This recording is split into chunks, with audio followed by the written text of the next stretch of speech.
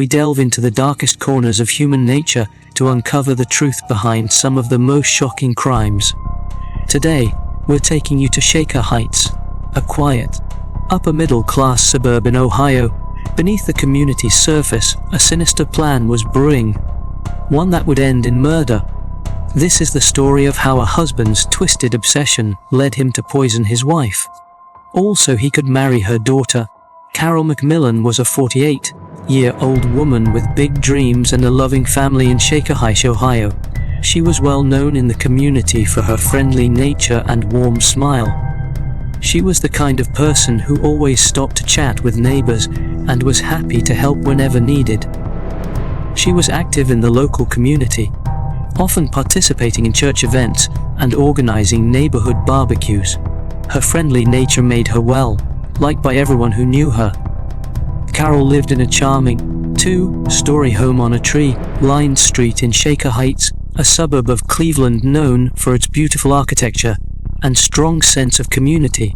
Shaker Heights is often described as having a boho chic vibe, with its famous liberal politics, a mix of old and new homes, local coffee shops, and a vibrant art scene. Carol's home was filled with family photos, cozy furniture, and a kitchen that always smelled with freshly baked cookies. Carol loved cooking and was known for her famous chocolate chip cookies, which she often brought to work or shared with neighbors. Carol was married to Daniel McMillan, a man 16 years her junior. Despite the age difference, Carol and Daniel appeared to be a happy couple. Daniel worked for a health insurance company and was often busy with work, but the couple made time for each other. They had been married for 5 years and lived with Sarah Levinsky McMillan, Carol's teen-year-old daughter from a previous marriage. Sarah was a smart, driven college student with a clear goal of becoming a doctor. Carol was proud of her daughter and supported her in every way she could. In the weeks leading up to her death, Carol was planning a family vacation to Orlando. She was excited about the trip and talked at it constantly. She had recently purchased a new suitcase and was filling it with summer clothes, sunscreen, and a new pair of sandals. Carol loved spending time with her family and couldn't wait for the vacation. However, her excitement would be cut short forever when, on the morning of April 17, 2019, she was found dead in her home. That morning, Shaker Heights was just waking up. It was a cool, overcast day, typical of spring in Ohio. The neighborhood was quiet, with only a few early risers walking their dogs or grabbing their morning coffee from Starbucks. Carol McMillan had always been an early bird, but that day, something was wrong. At around 8:30 a.m., Sarah Levinsky McMillan, Carol's 19-year-old daughter, went down to the kitchen and found her mother lying on the floor, unresponsive. Beside her was a can of Diet Pepsi, her favorite drink. The sugary liquid seeped into the grate between the tiles. Sarah screamed and immediately called 911, her hands shaking as she dialed.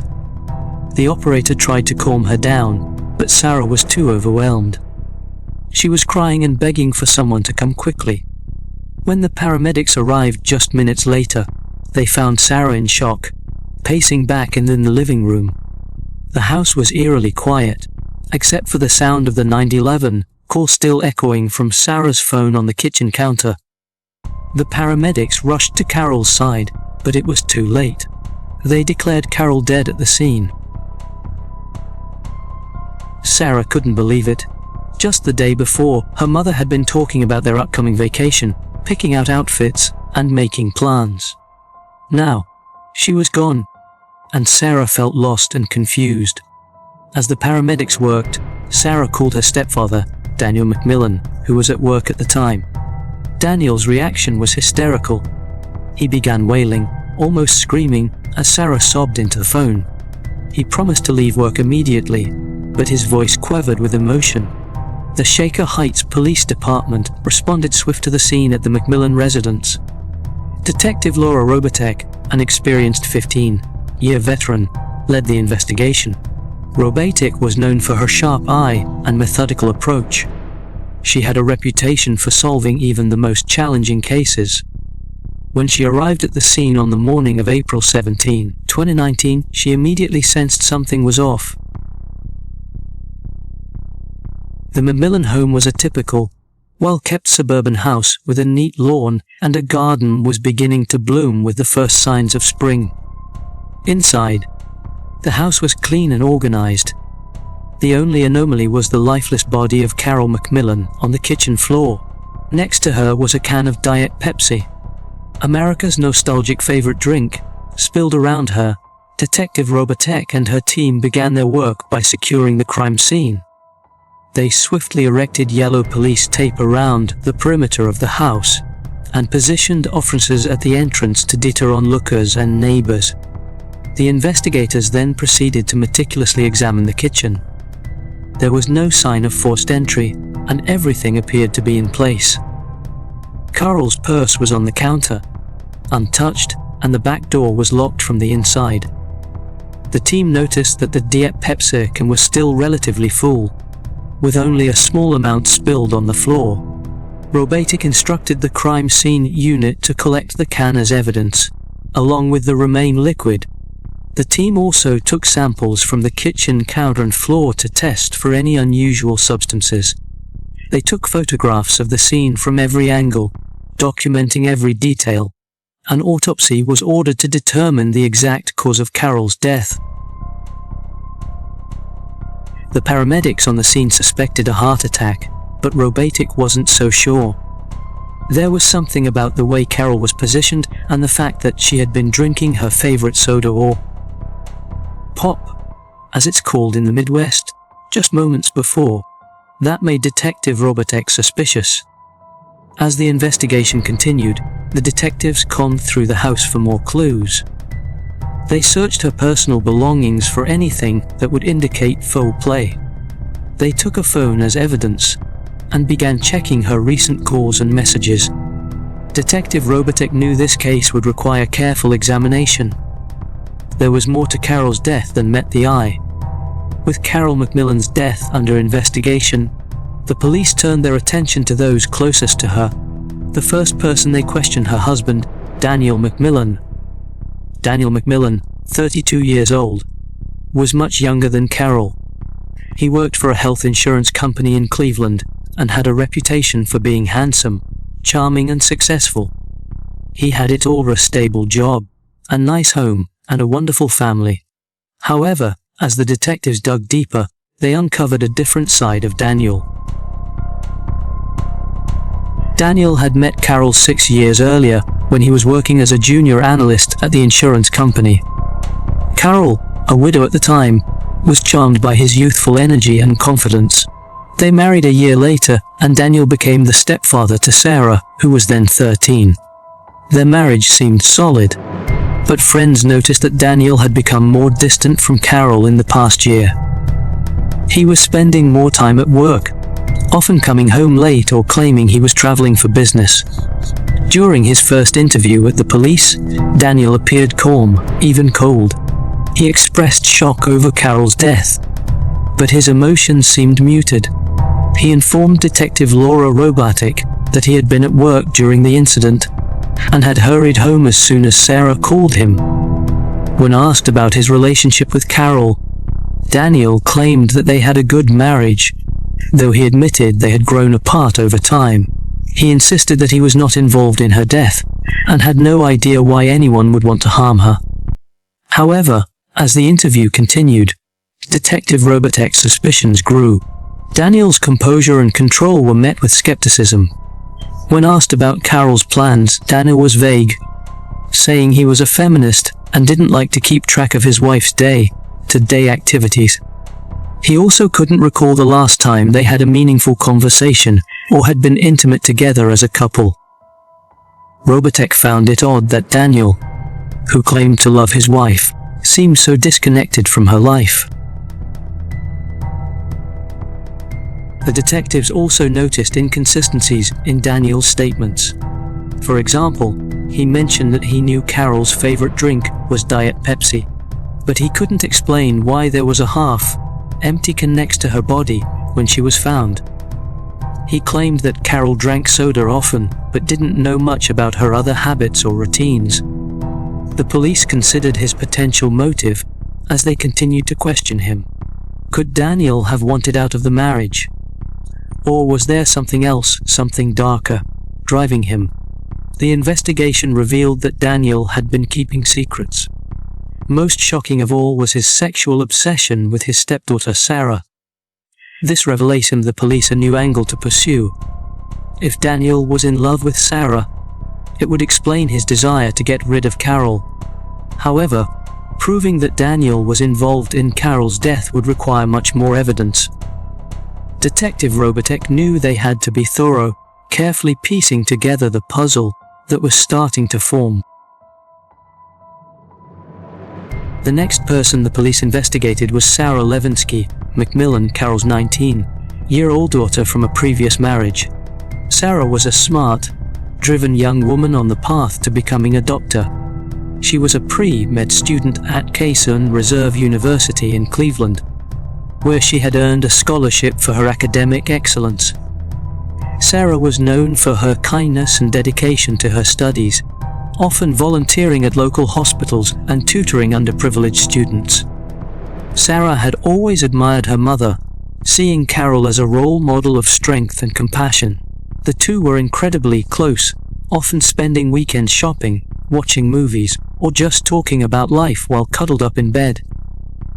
Carol was her biggest supporter, especially after the death of Sarah's biological father when she was young. On the morning April 17, 2019, Sarah found her mother on the floor, unresponsive, with a can of Diet Pepsi nearby. Sarah called 911, hoping with all her might that it wasn't too late. During her interview, Sarah was cooperative but visibly emotional. She described her mother's recent mood as happy and content, with no signs of stress or unhappiness. Sarah stated that Carol was universally loved and could not fathom any reason for her death. The police then asked Sarah about her relationship with Daniel, her stepfather. Sarah's social media activity showed the typical life of a college student, with posts about school, friends, liberal political causes, and upcoming exams. There was no indication of clandestine relationships or concerning behavior. However, the police remained suspicious of the dynamics within the McMillan household. They were certain that Sarah was an unwitting pawn in Daniel's plan. If Daniel's sexual obsession with Sarah was as intense as they suspected, it could mean that Sarah was also in danger. However, there was no evidence to suggest that Sarah knew anything about her stepfather's intentions. The evenings at the McMillan home had seemed normal to those who knew them.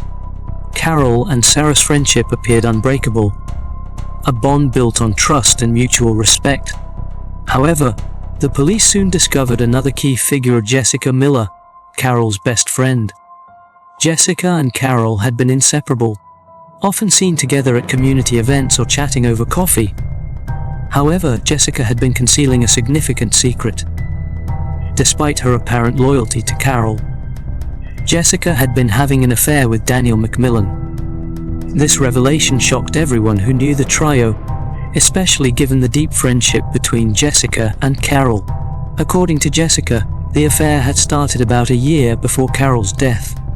She claimed it began casually, but grew more serious over time. Jessica insisted she never wanted to hurt Carol and had even considered ending the affair out of guilt. After Carol's death, Jessica admitted to feeling sad about her friend's passing and had considered reducing her involvement with Daniel due to the guilt she felt. However, she also revealed that Daniel had recently confided in her about being in love with someone else, leaving her devastated. Jessica didn't know the other woman, but suspected her to be younger, possibly Sarah. The detectives pressed Jessica for more details about her relationship with Daniel and her whereabouts on the morning of Carol's death. Jessica claimed she had been at home when Carol died and had no knowledge of how it happened. This made her a complicated figure in the investigation. Her affair with Daniel, along with her close relationship with Carol, made her a person of interest.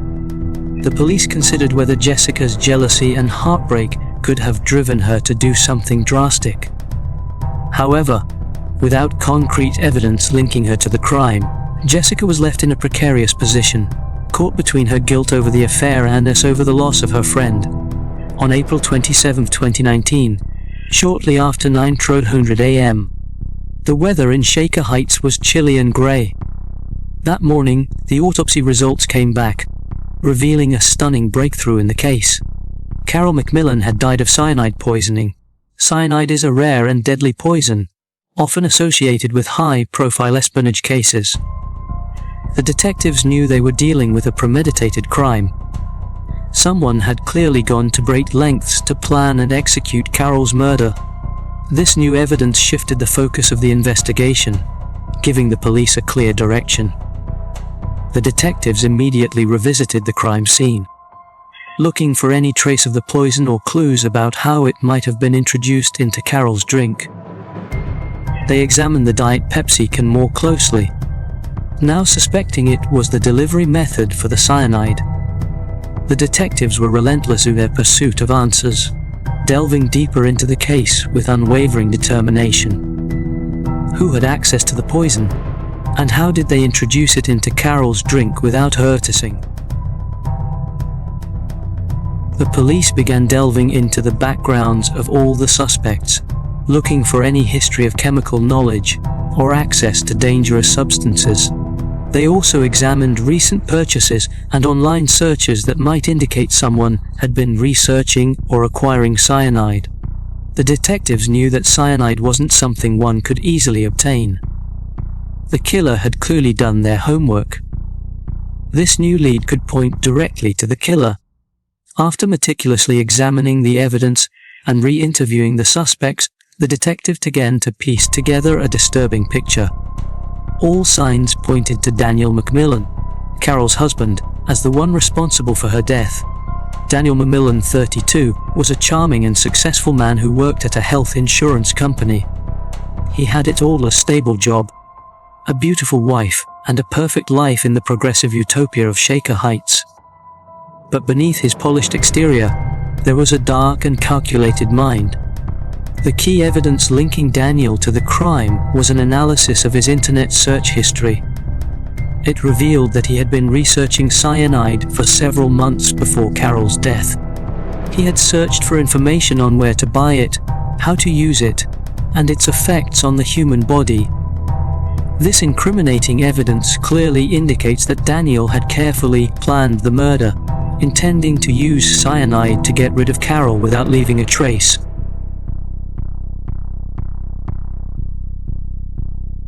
On the day of the murder, Daniel took advantage of Carol's daily routine. He knew she drank at Pepsi every morning. The detectives believed he had laced the can with cyanide before leaving for work, ensuring he had an alibi when Carol consumed it. As the detectives presented the facts, his internet searches, his growing obsession with Syra, and the traces of cyanide on the can, Daniel's facade crumbled. The arrest of Daniel sent shockwaves through the Shaker Heights community. Carol's friends and neighbors were horrified to discover that the man they had once considered a devoted husband had committed such a heinous act. Sarah was devastated, struggling to accept that the man she had viewed as a father figure had been secretly plotting against her mother.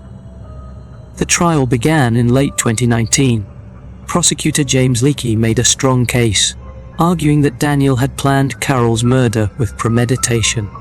Leakey pointed to the evidence of cyanide found in Carol's Diet Pepsi and Daniel's extensive internet searches on the poison.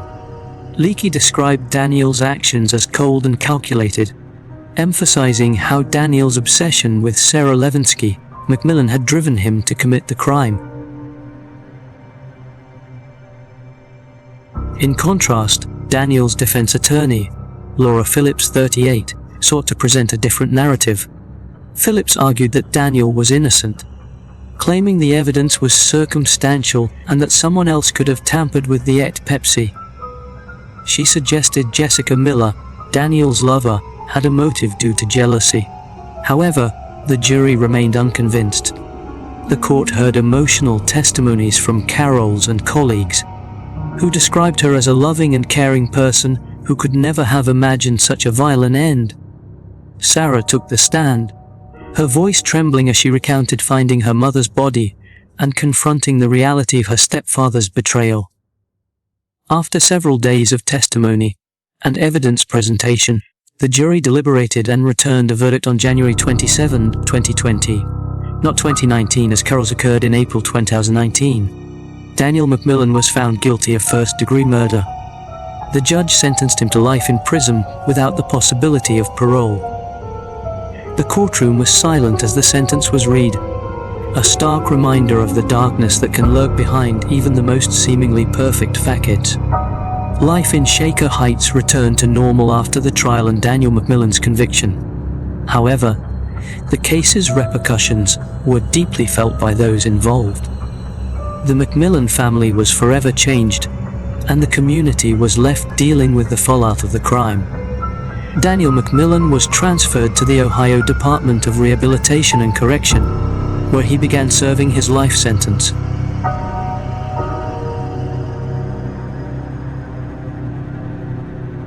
Sarah took a break from school to focus on her mental health and process the trauma of the past few months. She received support from friends, family, and professional counselors. Her community rallied around her, and many admired her resilience and strength during such a difficult time. Jessica Miller, Carol's former friend and Daniel's secret lover, also had to navigate the consequences of the case. Although she was exonerated of any involvement in the murder, her affair with Daniel left her ostracized by many in Shaker Heights. She eventually moved away, seeking a fresh start elsewhere. Carol McMillan's murder showed how quickly life can be upended by betrayal and violence, leaving lasting scars on everyone involved. As time passed, the shockwaves of her death began to subside, but the scars it left behind were permanent. Shaker Heights, known for its close, knit community and peaceful atmosphere, was forever marked by the tragic events that had unfolded within its borders. Carol's friends and family returned to their daily routines, but the void she left behind was impossible to fill. For Sarah, healing was a slow and painful process. The trauma of losing her mother so suddenly, and learning of her stepfather's dark intentions, left her emotionally scarred. Sarah had taken a break from her pre-med studies, but she eventually returned to Case Western Reserve University with a goal to fulfill her mother's dream for her to become a doctor.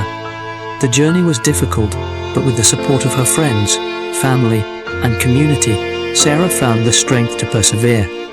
She frequently spoke at local events, sharing her story to raise awareness about resilience and healing. Daniel's days in prison were monotonous and filled with regret. His actions had destroyed his own life and caused irreparable damage to the people he had claimed to love. Jessica Miller's choice to leave Shaker Heights and start anew was a double-edged sword. She escaped the gossip and judgment that had surrounded her after the affair and trial, but she also had to come to terms with her own role in the tragic events. Moving to a new city gave Jessica the opportunity to rebuild, but the guilt of betraying her best friend lingered. She occasionally reached out to Sarah, hoping to provide some measure of comfort and stability. In the years that followed, Shaker Heights slowly returned to its normal rhythm, but the memory of Carol McMillan's murder lingered. This serves as a reminder that even the most seemingly perfect communities are not immune to the darker aspects of human nature. The case became a part of local history, often discussed in hushed tones and used as a cautionary tale. For Sarah, Jessica, and the rest of Carol's loved ones, life would never be the same. Sarah continues to honor her mother's memory in a meaningful way that reflects the values Carol held dear. Shaker Heights, the town where it all happened, remained a place of beauty and community. However, it also had a newfound awareness of the complexities of life and the ever-present potential for both good and evil.